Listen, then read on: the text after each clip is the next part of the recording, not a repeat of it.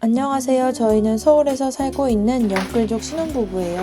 결혼은 작년 7월에 했지만 세입자의 전세 만기가 올해 1월이라 인테리어를 마치고 2월부터 신혼집에서 같이 살게 되었습니다. 결혼을 하니 주말에 집에 있는 것도 즐겁습니다. 혼자 살 땐 무조건 밖에 나가고 싶었는데 집이 커지니 할 일도 많아지고 집에 있는 게 좋습니다. 밀린 빨래도 하고 청소도 하고 평일엔 제대로 하지 못했던 요리도 합니다. 둘이 같이 살기 시작한 건 올해 2월이고 3월부터 본격적으로 가계부를 썼습니다. 우리 집 식비는 30만 원대라서 늘 목표가 식비 30만 원 안으로 쓰기입니다. 옆에 사시는 시어머니, 매일 택배를 보내주는 엄마, 앱테크 수익을 이용하는데도 30만 원이면 참 잘 먹고 잘 사는 것 같아요. 아내가 요리를 하면 남편은 옆에서 뒷정리와 밥 먹을 준비를 같이 해줍니다. 밥 차리고 뒷정리하는 것은 남편이 담당하고 아내도 옆에서 보조를 합니다. 이러한 소소한 일상이 아직은 즐거운 결혼 1년차 신혼부부입니다.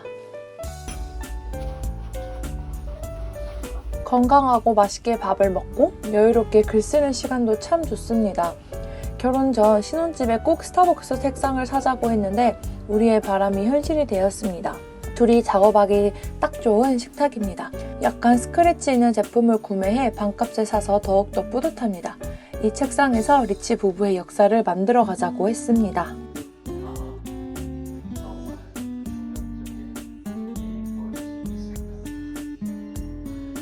주말 중 하루는 온전히 집에서 충전하고 하루는 나가는 편입니다.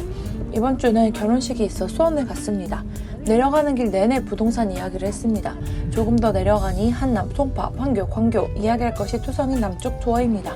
집으로 돌아오는 길에 송파에 살고 싶다며 의지를 다졌고 밸런스 게임을 했습니다. 재개발 호재가 있을 올림픽 패밀리타운 32평대, 입지 깡패, 잠실 릴스 24평. 비슷한 가격이면 어디가 더 자산 가치가 높을까요? 돈은 없지만 이렇게 설레는 상상을 하는 게 요즘 제 취미입니다. 부부가 된 후로 우리는 출근도 퇴근도 같이 합니다. 남편이 아내를 내려다주고 가면 20분 출근 시간이 늘어나지만 기름값을 줄이기 위해 함께 다닙니다. 시간을 아끼기 위해서 아침은 차에서 먹습니다. 아내는 세모이처럼 빵을 잘라 운전하는 남편에게 줍니다. 이렇게 사이좋게 출근한 지 벌써 7개월째네요. 퇴근도 같이 합니다. 퇴근길 오늘 회사 생활은 어땠는지 간단히 공유합니다. 늘 결론은 각자 도생은 세상이다. 회사는 우리를 책임져 주지 않는다. 빨리 돈 벌어서 그만두자 등으로 끝납니다. 평일 저녁은 20분 이내로 만들 수 있는 메뉴를 저녁 메뉴로 먹는 편입니다. 이번 주는 날씨가 추워 국물이 생각나 김치치즈 나베를 해먹었어요. 남편이 핫딜러 산 돈가스를 넣어 만들었습니다.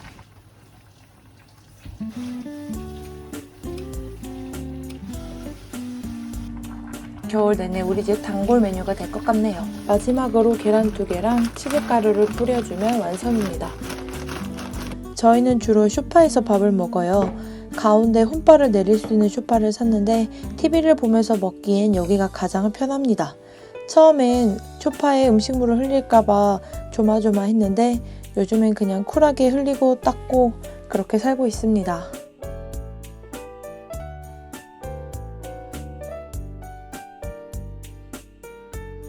남편은 4년째 경제신문을 읽고 있습니다. 결혼 전이나 결혼 후나 여전한 모습입니다. 아내는 옆에서 경제 블로거들의 포스팅을 훑어봅니다. 각자 포스팅할 것이 있으면 생각을 공유하고 블로그에 글을 씁니다. 출근 전 집을 깨끗하게 하고 나갑니다.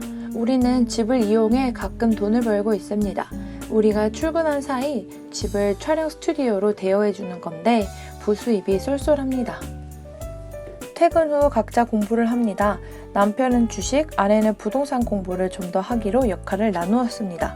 아내는 요즘 부동산 관련 블로거에 푹 빠졌는데 인사이트가 최고입니다. 신사동 하면 강남 신사동만 떠오르고 은평구 신사동이 안 떠오른다면 돈 벌긴 글러먹었다고 합니다. 운동을 합니다. 결혼 후 로망이 같이 헬스장 가기였는데 최소 주 2회는 가려고 애씁니다. 멋쟁이들이 많은 헬스장을 가고 싶은데 우린 1년 회비가 20만 원이라는 아파트 단지 내 헬스장을 골랐습니다. 시설은 안 좋지만 할만합니다. 운동한 날은 간단히 저녁을 먹고 퇴근 후 루틴을 합니다.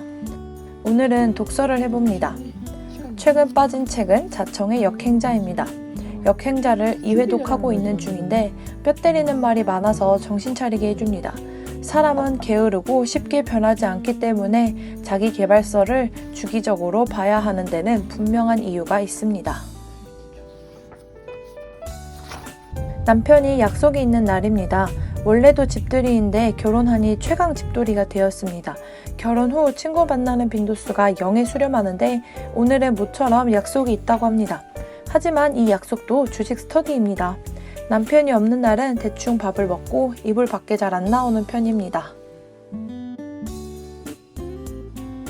금요일은 기분을 낼 겸 마켓컬리로 산 밀키트로 저녁을 먹습니다. 마켓컬리가 주기적으로 할인 쿠폰을 보내 자꾸 현혹되어 물건을 구입합니다. 마켓컬리로 사는 밀키트는 늘 성공적인데 오늘은 실망스러웠어요. 닭 한 마리는 그냥 만들어 드세요. 이번 달 후회하는 소비 중 하나입니다.